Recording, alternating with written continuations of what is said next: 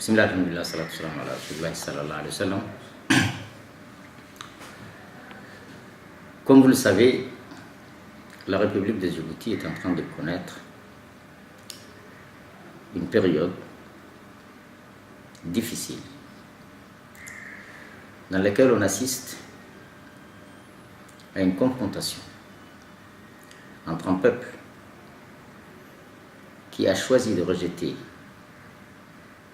la politique qui a été suivie à son égard sur le plan social, économique et politique depuis 36 ans par un seul parti, le parti qui s'appelle l'URPP, qui dirige le pays depuis 36 ans.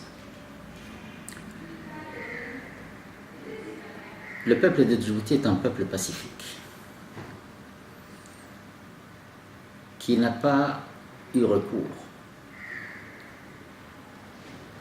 à des moyens de violence pour exprimer ses vœux.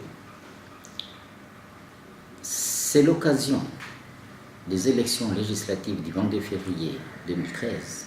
C'est à cette occasion que le peuple s'est exprimé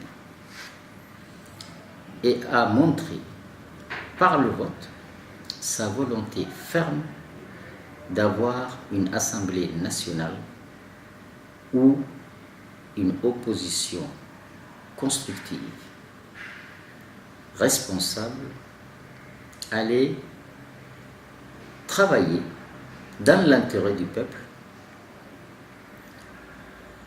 pour faire en sorte qu'il soit tenu compte de ses vœux,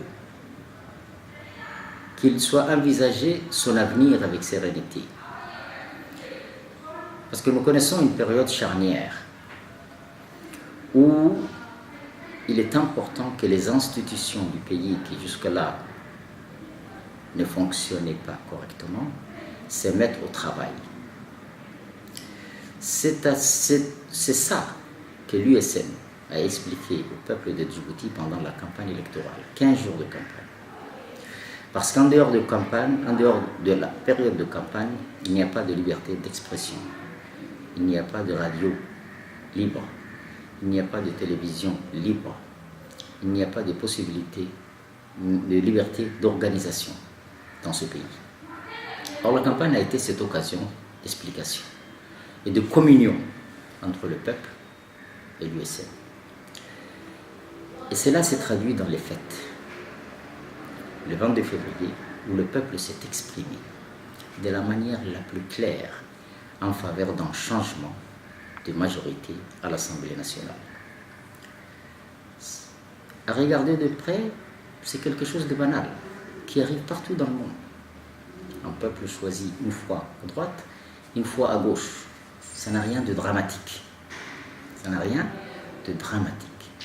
Et cela a été vécu par l'équipe dirigeante de Djibouti comme quelque chose de très grave, qui a conduit, ce qui les a conduits à rejeter la victoire du peuple, que le peuple a accordée à l'USN lors de ces élections.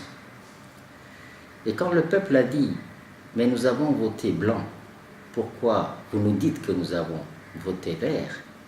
on lui a répondu par des grenades lacrymogènes, par des emprisonnements, par des centaines d'emprisonnements, par des affrontements entre la police. On dénie à ce peuple la possibilité de se manifester, de dire nous ne sommes pas d'accord avec ça. Et qu'est-ce que cela aurait coûté au gouvernement? Que le peuple s'explique, que le peuple se rassemble. Mais le gouvernement ne veut pas entendre parler. C'est l'intimidation, c'est l'emprisonnement, c'est la condamnation. Et cela conduit le pays dans une situation grave.